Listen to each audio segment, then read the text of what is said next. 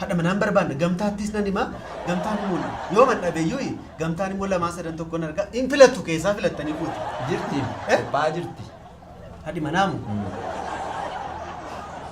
Fitee raaman. Dhuguma jettu. Dhugaman ture amma erga fitee. Isin mitiidhaa lafa jala deemtu inistu. Miti nama garuu sammuudhaan deemna nuti. Gabaabaadha badaa wacan barbaadu.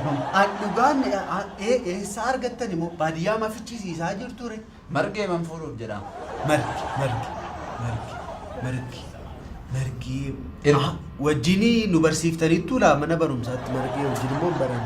Moo barsiiftuttiidha ishee wajjin barsiisaa turtan san isheen immoo burtukaanii miti Irko amma taphisa dhiisiiti. Dhimman siin bareechuu dhufetu jira. Margee ishee buna danfiftu margee ishee kan. Dhugumaa baalchaasaa.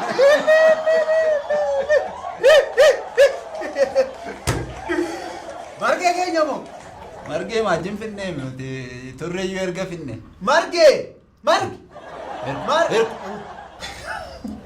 Amma margee ma fuudhuuf hireesin. Margee Maraatiin mucaa kanaa. Margee fuudhuuf hin jedhe. Gaafa cidha keessanii hin sirbinu buna tumna. Haawwatee itti namni haawwati.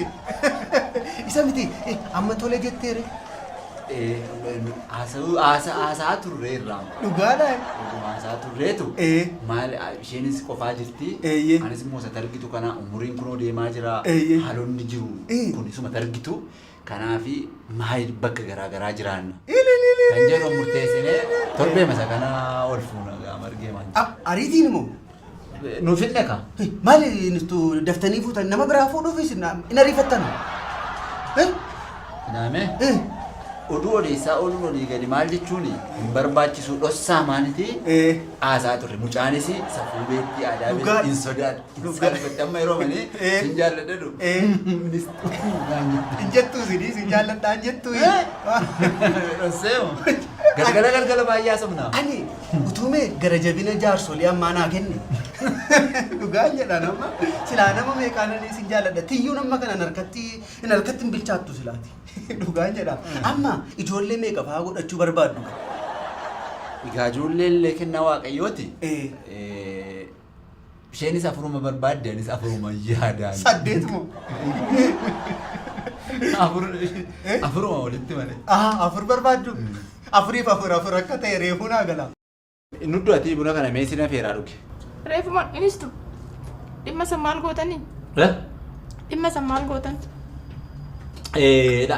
Amma isheen dhimma sanaatti deebina. Isin ishee jettu kana waasitti mee darbuu barbaada. Iccitiidhamu. Irkoon faa gamtaan faa'ee barataa koo turan. Gaafa barsiisu barataan barsiisaan isin jedha. Kana keessatti isin naan jedhu isuma immoo fudhatanii dhufanii asitti isin waan naan jedhaniifiti anis tole. Maal ijoollee kana gaddisiisa jedhe malee anamma gamtaa fa'a irkoo fa'a jiriyaama. Hiriyaama ta'an amma numuuriidhaan. Ati immoo na dursi dayyoo hidhee shakkamma. Kanaaf sirraa immoo hin fokkisa miti. Yeroo itti inis tokko gootanii akkas hin goone jettuun daballi tulma.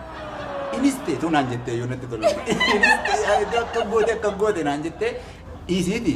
Ijoolleen isin jiranii inis akka goote. Ishee kana sirreeffannee darbuun gaarii ta'eeti. Borumaaf ta'aniif dhimma sana nama baay'ee gaggaafadheera. Nama baay'ee wajjin haasa'eera. Gaarii marra jira amma tokko garuu amma waa'ee jireenyi kun ulfaateera waa'ee hojii dabalataa fa'a. Waa'ee galii dabalataa kanan barbaada. An kan hin jedhu maasiin qonnaa faan jiru umma maatii bira dhaqee man qotaa. Achi galtee? Dhaqee mee qonnaa kana jiskota asiisutuun hojii hojjedhe nan barbaada. Meetti miti haala naaf jeesi loon faan jirani loon elmuun beektu ummati. Itti guddanne. Itti guddatte. Isaan elmi tuure maal hojjetta dinaan hojii maalumatu iyyuu si gubee jedha. Kanaaf ishee waa'ee isinii inistu akka gootanii akka gootan inistu tu akka goote yeroo jettu anis laphee koo kanatti nutti qabbala. Waatumee narraa gadi bu'a. Kolfuma kee kana immoo yaada iyyuu dhaaban immoo. Inistu koo dhimma san maal gootare? Uffe. Yaa margee koo. Erko, nagaadha.